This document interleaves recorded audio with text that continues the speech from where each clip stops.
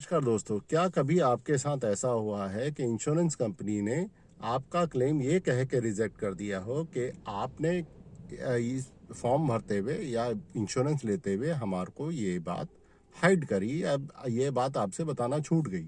यहाँ पे moratorium period लागू होता है।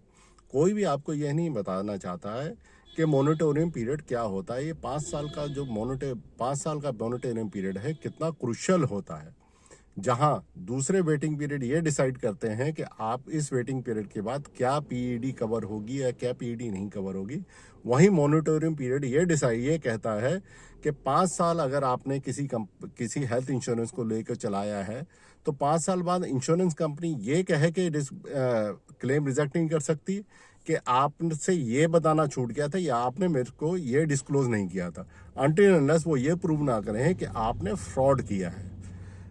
Generally moratorium period health insurance policy का 5 साल का लुक बैक विंडो होता है, जिसके बाद इंश्योरेंस कंपनी ये कह के डिनायल नहीं कर सकती किसी भी क्लेम को मिस रिप्रेजेंटेशन या मिस नॉन डिस्क्लोजर के बेस पे कभी भी डिनायल नहीं कर सकती है।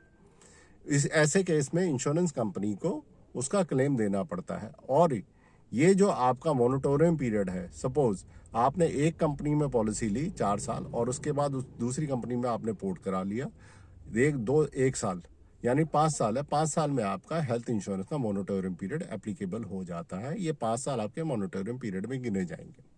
दोस्तों, आपको ये जानकारी कैसी लगी? अगर आपको ये जानकारी अच्छी लगी हो तो प्लीज़ इस वीडियो को मैक्सिमम उन लोगों को शेयर करिएगा जिन्होंने हेल्थ इंश्योरेंस पॉलिसी ली हो जाए या जिसको इनकी ज़रूरत हो। और साथ ही मुझे लाइक करिएगा, शेयर करिएगा इस वीडियो को और सब्सक्राइब कीजिएगा। Thank you.